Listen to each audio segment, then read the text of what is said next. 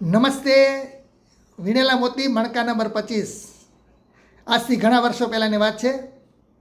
ધોરણ 5માનો પ્રવાસ કનકાઈ, બાણે, તુલસીશ્યામ, ઉના, દીવ જવાનો હતો અને ગયો તો. પછી તુલસીશ્યામ પછી તો ઉના આવે છે, તો ઉના અમે રાત રોકાણા ઘનશ્યામ હોટલમાં. ઉપર રાત રોકાવાનું અને નીચે અમારે જમવાનું હતું. એટલે બધાએ છોકરીને પહેલાં વારો હતો. હવે શાહ ઉર્વી નામની એક છોકરી, એને મેડિકલ સ્ટોર છે અહીંયા ધોરાજીમાં, પીરખા કોવા પાસે. એ શાહ ઉર્વીને ઉલટી થઈ તો સીધો કોગળો કાઢ્યો. મને ખબર પડી કે દોડીને સીધો હું ગયો તો સીધું મારા ખોબામાં લઈ લીધું. ખોબામાં લઈ અને મેં ગેંડીમાં હાથ કરી નાખ્યા. આખો કોગળો એમાં નાખી દીધું બધી.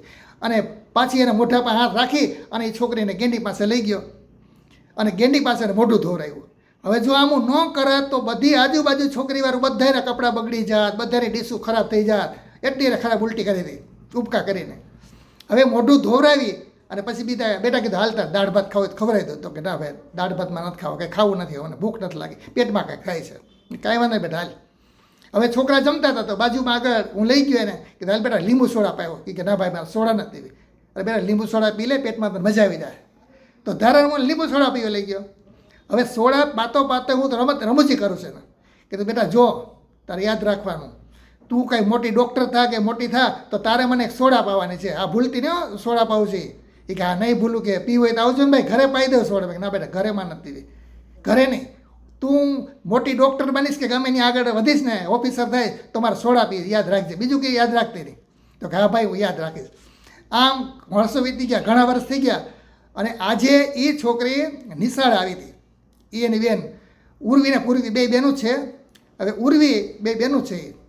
અત્યારે ઉર્વી અમેરિકા છે અને મનોચિકિત્સક માસ્ટર ડિગ્રી ધરાવેલ છે, સુપર સ્પેશિયાલિસ્ટ છે માઇન્ડની અંદર મનોચિકિત્સકમાં.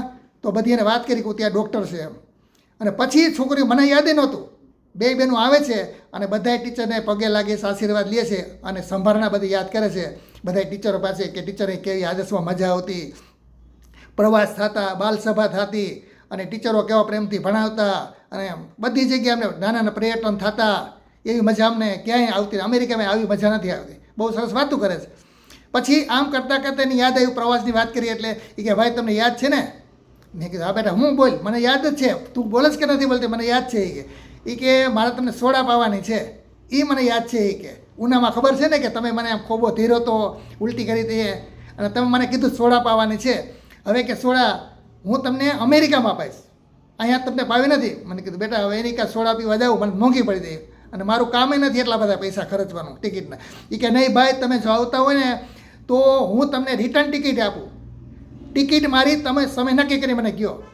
તમારી સોડાની કિંમત કરતાં તમારી જે શિક્ષકો અમને લાગણીથી ને પ્રેમથી ભણાવતા લઈ જતા ને એને માટે હું તમને કહું છું કે આ સોડાની કંઈ કિંમત નથી, પણ તમે કેટલી લાગણી તમને ભણાવતા. અને ત્યારના મને શબ્દો હજી યાદ છે કે બેટા તારે મને સોડા પાવાની. તો કે ભાઈ તમે ખરેખર એકવાર ટ્રાય કરો, પ્રયત્ન કરો, અમારી ઉપર તમે પરીક્ષા લ્યો, હું તમને રિટર્ન ટિકિટ આપું, તમે મારી ઘરે આવો, રોકાવ અને તમને હું બધી જગ્યાએ ફેરવું. એટલે આવા શબ્દો સાંભળી અને મને ગૌરવ થયો અને ટીચરે બધા સાંભળતા રહી ગયા કે નાના નાના પ્રસંગ હોય આપણે ભૂલી ગયા હોય પણ છોકરાઓ યાદ, આપણી પાસે કેટલાય છોકરા ભણી ગયા હોય, આપણે કેટલાક યાદ રાખવા, પણ છોકરાઓને નાની નાની બાબતમાં યાદ રાખો કે આપણી પાસે શિક્ષક આપણી ઉપર કેવું વર્તન કર્યું હતું, કેવી આપણી ઉપર લાગણી હતી, કેવો પ્રેમ હતો.